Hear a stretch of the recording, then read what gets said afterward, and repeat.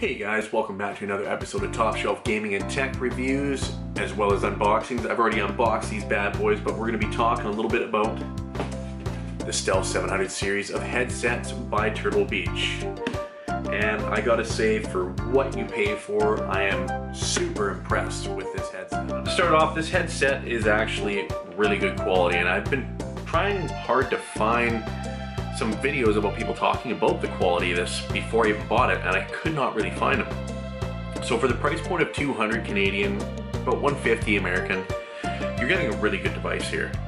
It's got Bluetooth, active noise cancelling, as well as a 3.5mm audio jack, as well as superhuman hearing, which is one button press and it lowers all the environmental sounds and amplifies footsteps and reloads for weapons and stuff.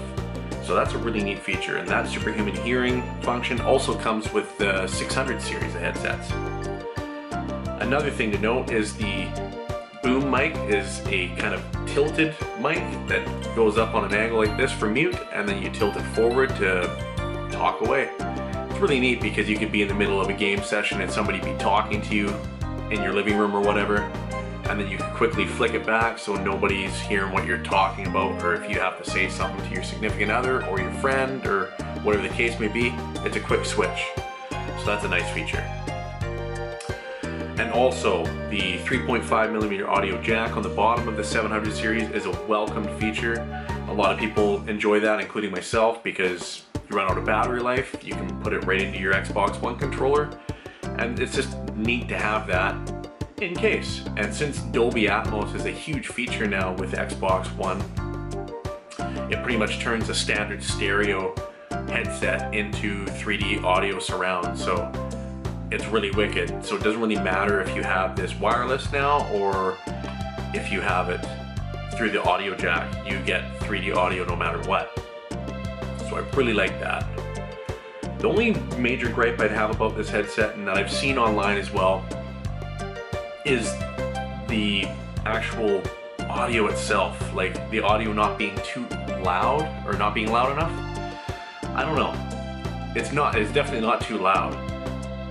If I could rate it on a scale between 1% to 100%, it's probably about 70% of my liking, because when I play my games, I really like to play them loud, especially like survival horror games like Outlast or Resident Evil 7, stuff like that.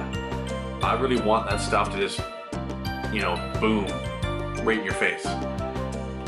And that's just me. I mean, I love my audio loud. I don't know about you guys, but my audio, I love it loud. It's still, though, for how not loud the audio is, the quality is amazing. It's so clear, crystal clear.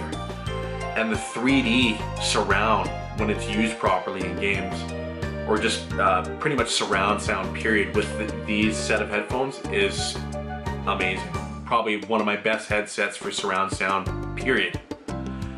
And since I don't have a wireless mic or a wireless headset on my Xbox One, I sprung for the 700 series. And it's pretty much considered a mid-grade headset for the price point of 200.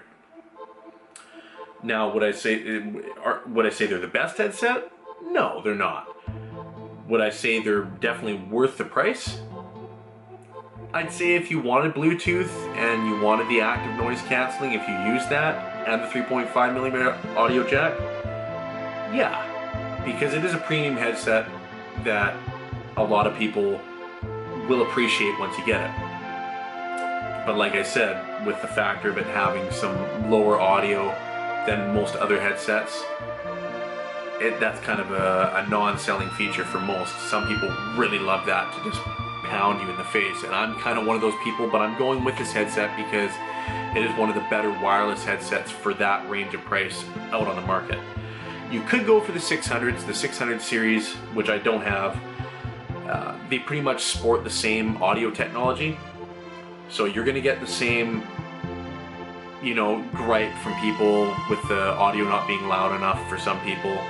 But that being said, the clarity and the crystal clearness of the audio you get out of the 600 series, from what I've heard from people, is the same as the 700s.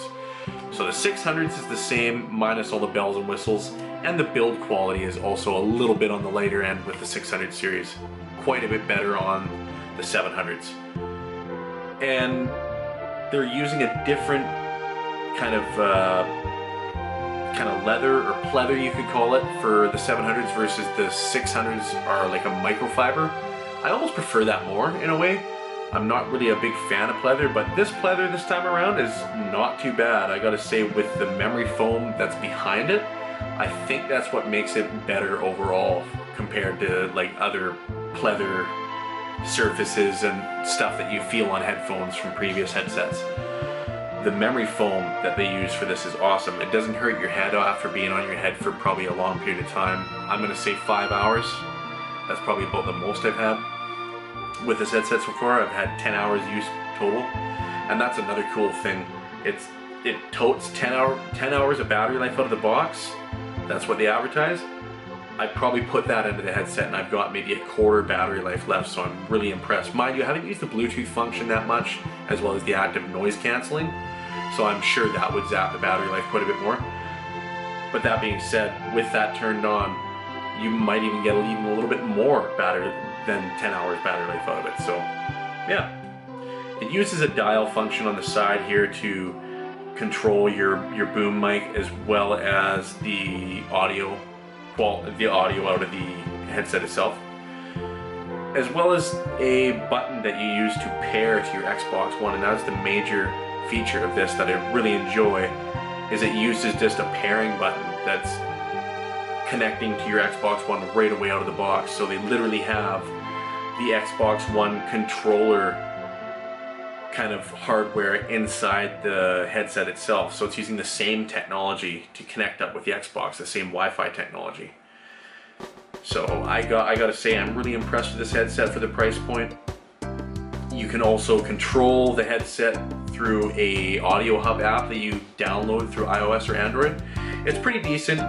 It has some minor connection issues getting it set up, but I think it was just something to do with the device not registering properly or something like that, which in most circumstances with Bluetooth or anything Wi-Fi related, that happens. I mean, you kind of just got to get over it. That's the way it is.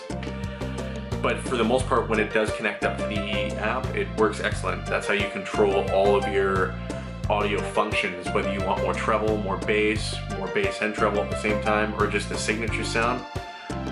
The only issue I have with that is that you pretty much need that app to access those other features to make it signature sound or bass or treble.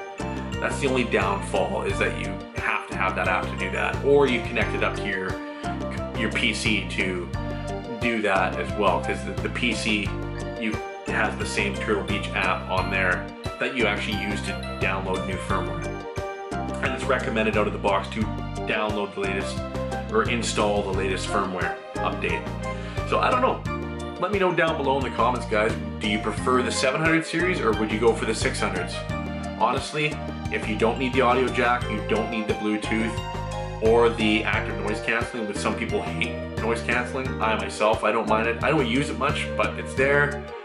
I'd say it's worth it for the price point, but if you don't need that stuff, honestly, settle for the 600s. They're $70 cheaper, at least up in Canada. They retail for $130, and I believe $100 American. So you're saving a few bucks. Anyways, that's pretty much my review on the Turtle Beach 700s, and I'm probably going to be using these for as long as I have them, as long as they don't break. Anyways, guys, until next time, I'm Chevy, signing off.